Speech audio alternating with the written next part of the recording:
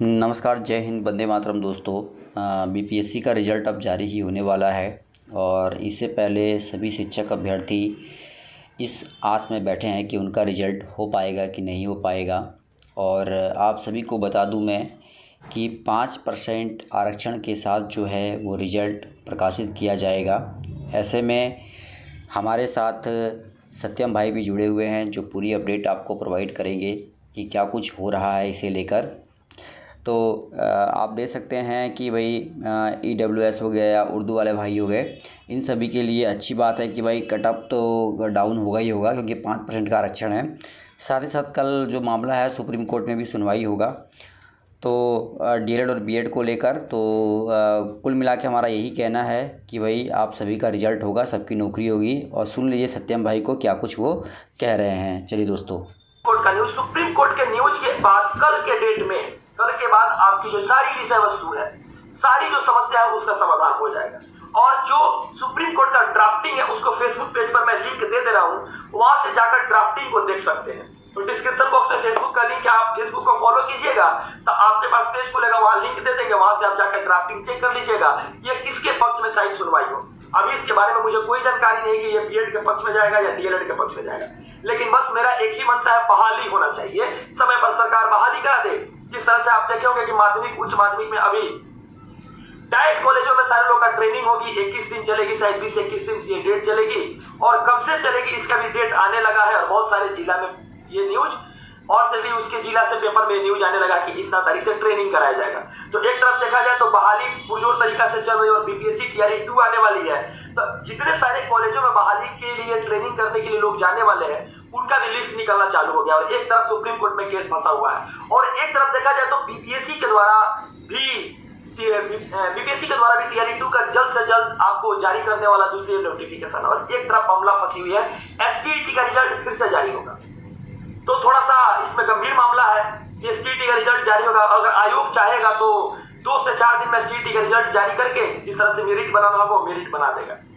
तो इसमें कोई समस्या नहीं है बहाली में, तो बहाली जल्द से जल्द हो ही रही है और सरकार भी चाह रही है कि जल्द से जल्द बहाली करा के बीपीएससी टीआरई 2 आ जाए। और एक तरफ से नियोजित शिक्षकों के लिए बहुत ही बड़ा खुशखबरी भी मिला है। तो मित्रों, मैं बताना चाहता हूं जितने सारे लोग बिहार के सदस्य देख रहे हैं, नियोजित शिक्षकों के लिए भी 3 टाइम मिला है, मतलब विशिष्ट शिक्षक का नाम उनका दिया गया है। आप उनको विशिष्ट शिक्षक का नाम दिया गया और साथ साथ प्रमोशन भी उसमें होगा और साथ साथ उसके अनुसार उनकी जो जॉब है उनके अनुकूल उनको सरकार के द्वारा पेमेंट भी दिया जाएगा और ग्रेड पे में भी रखा जाएगा। तो अब आते हैं अपने टॉपिक। सुप्रीम कोर्ट के बाद मैं बोलना चाहता हूं जाति, जनजाति, अनुसूचित जाति और साथ साथ ST SC OBC EWS जितने सारे कैटेगरी के लोग हैं, जो लोग अपना कागज बनवाना चाहते हैं अपने ब्लॉक से या अनुमंडल से जहां से बनवाना चाहते हैं, आप लोग अपनी कागज को पहले पुरजोर तरीका से बना लीजिए ताकि किसी प्रकार की समस्या नहीं हो बीपीएससी टीआरई 2 के लिए। और टीआरई 2 के लिए भी कागज बनवा लीजिए और साथ साथ ये भी कहेंगे जो कागज बनवाने में जो समस्या आती है उस समस्या का समाधान अभी ही सॉल्व कर लीजिए, क्योंकि जब नोटिफिकेशन आएगी तब आप पढ़ाई कीजिएगा ना कि कागज बनवाने जाइएगा।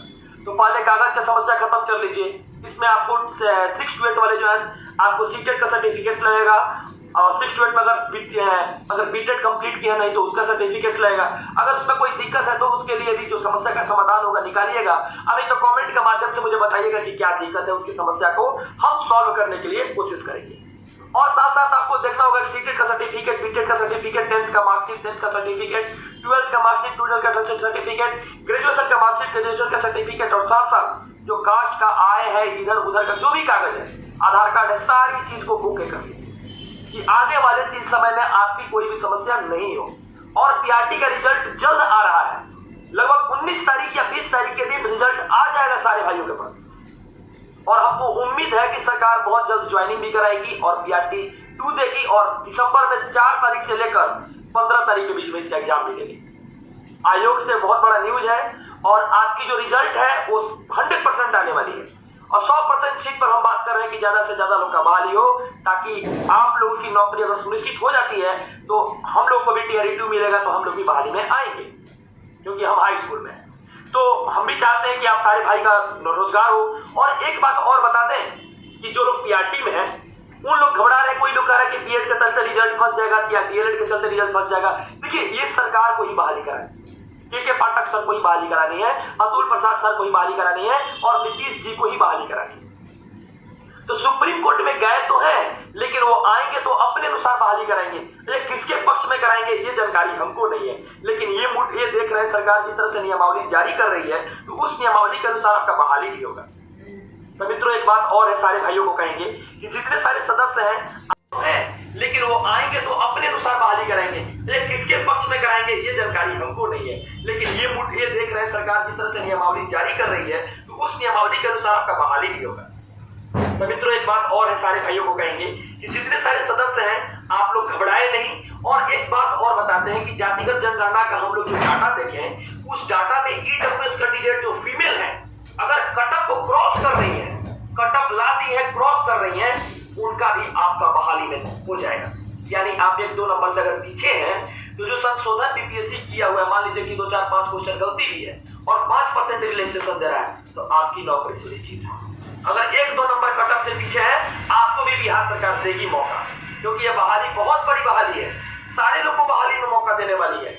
और साथ साथ और भी जो लोग हैं, ईबीसी है, BC1 है, अनुसूचित जाति जनजाति है, जो लोग सारे लोग को, क्योंकि देखिए बिहार में जितने सारे डीएलएड कैंडिडेट है लगभग 1 लाख भी नहीं है, 1 लाख भी पूरा DElEd candidate CTET pass out नहीं है, क्योंकि जो डाटा हम लोग के पास था उस डाटा के अनुसार बता रहा है।